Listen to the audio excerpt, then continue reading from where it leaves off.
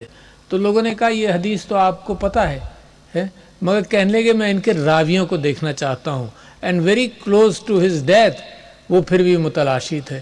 تو بچوں یہ جو علم آپ کو ملا ہے اس پر یہ تو یوں تو فخر کرو کہ آپ پاکستان کے ان ہونہار لوگوں میں آ گئے جو ایلیٹ ہے اس وقت. اور ایلیٹ میں اس وجہ سے کہہ رہا ہوں کیونکہ مجھے یہاں جب میں آپ کے پاس آیا ہوں تو بہت سارے غم ہیں.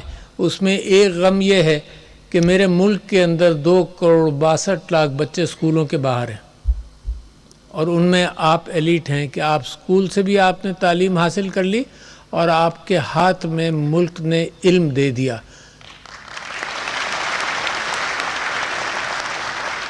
تو آپ تو میرے ملک کا زیور ہیں.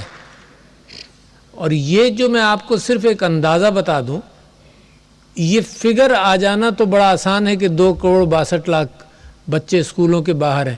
اچھا یہ آپ کی ڈائریکٹ گریجویشن سے اس کا کوئی تعلق نہیں مگر کیونکہ علم کا معاملہ ہے تو میں آپ کے ساتھ یہ تکلیف شیئر کرنا چاہتا ہوں. اگر ان کو اسکولوں میں بھیجا جائے تو اس وقت 50,000 اسکولوں کی ضرورت ہے اور پاکستان بننے سے آج تک پنجاب کے اندر 55,000 اسکول بنے ہیں صرف. تو لہٰذا ایک بہت بڑی ٹاسک نظر آئی. دوسرے اس وقت یہ پروونشل سبجیکٹ ہے تعلیم اور پروونشل سبجیکٹ کے ناطے تقریباً 24 سے 28 یا 30% تک پروونشل بجٹس تعلیم پر جا رہے ہیں.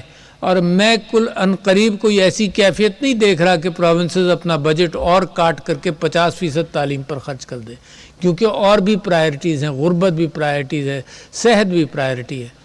لہٰذا ایک اور کمپلیکیشن کہ اس کو کریں گے کیسے.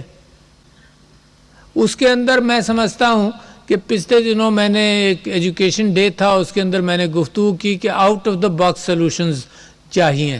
Out of the box solutions میں آپ سے بہتر کوئی ہراول دستہ نہیں ہو سکتا جو اس میں ہماری مدد کرے مگر گورنمنٹ کو بھی کوئی نہ کوئی پلان بنانا پڑے گا کہ آپ سے مدد لی جا سکے اس سلسلے میں. تو میں علم کے حوالے سے بچوں میں آپ کو مبارکباد پیش کرتا ہوں مگر پاکستان کی ایک طاقت بھی آپ کو بتانا چاہتا ہوں. اچھا یہ جو فگر میں نے آپ کو بتایا اس کو ریجن کے ساتھ کمپیریزن کے اندر بھی آپ ذرا سا سمجھ لیجئے. یہ 44% بچے ہمارے اسکولوں کے باہر ہیں اور ریجن کے اندر جس میں ہندوستان, بنگلہ دیش اور سری لنکا ہے کوئی ملک ایسا نہیں جس کے 98% بچے اسکولوں کے اندر نہ ہو. کوئی خطہ ایسا نہیں ہے. تو بہت بڑا سیٹ بیک ہے اور یہ مستقبل کا سیٹ بیک ہے اور ان مستقبل کے اندر ان بچوں کا ہم کیا کریں گے, کیسے لے جائیں گے. تو ایک طریقہ تو اس وقت میں مدد علی سندھی صاحب کا شکریہ ادا کرتا ہوں منسٹر صاحب کا کہ فیڈرل ایجوکیشن کے ادارے نے ایک ایکسلریٹڈ لرننگ پروگرام بھی طے کیا ہے اور میری کوشش یہ ہے کہ اسکول بنانا تو بڑا مشکل ہے مگر پاکستان کے اندر 2.5 لاکھ سے زیادہ یا تقریباً 3 لاکھ مساجد ہیں.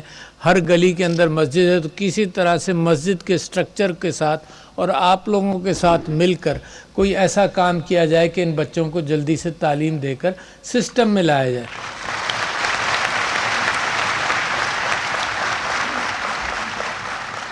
اچھا میں آپ سے یہ کہہ رہا تھا کہ آپ کی ایک اسٹرینتھ ہے جو پاکستان کی ایک بہت بڑی اسٹرینتھ ہے اور آج کا دن اس اسٹرینتھ کو آپ سے بس یاد دلا دینا. آپ کو یاد ہے, کوئی خاص بات میں نہیں کروں گا مگر اس کو ری انفورس کرنا چاہتا ہوں. وہ اسٹرینتھ ہے پاکستان کا خاندان. پاکستان کا خاندان اس معنی کر کہ آپ سب کی تعلیم کے اندر آپ کے ماں باپ کا بے انتہا حصہ ہے. Must recognise that. کبھی مت بھولیے گا.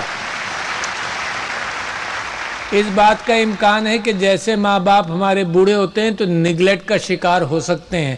دنیا کے اندر نگلیکٹ کا شکار ہیں, اولڈ پیپلز ہومز میں جاتے ہیں. اللہ کا فضل میرے ملک پر ہے کہ یہ اقدار ابھی بھی پاکستان میں مضبوط ہیں اور لہٰذا ہم ان کا خیال کرتے ہیں مگر کہیں نہ کہیں ڈیکے ہو رہا ہے. اس لیے پاکستان کو فیڈرل گورنمنٹ کو یہ ضرورت محسوس ہوئی کہ قانون پاس کیا جائے کہ بچے اپنے ماں باپ کو گھروں سے نہ نکالیں. بڑی اہم بات آپ سے کر رہا ہوں. اچھا اس کے علاوہ کہ انہوں نے آپ کی تعلیم کے اندر مالی مدد بھی کی ہوگی، اس کے علاوہ یہ بھی ذہن میں رکھو کہ جس چیز کا ذکر پاکستان میں کم ہے اور دنیا میں تو بالکل ہی ناپید ہو گئی ہے وہ بات، وہ ہے تربیت کا، وہ ہے اخلاقیات کا، وہ ہے دل کی بات۔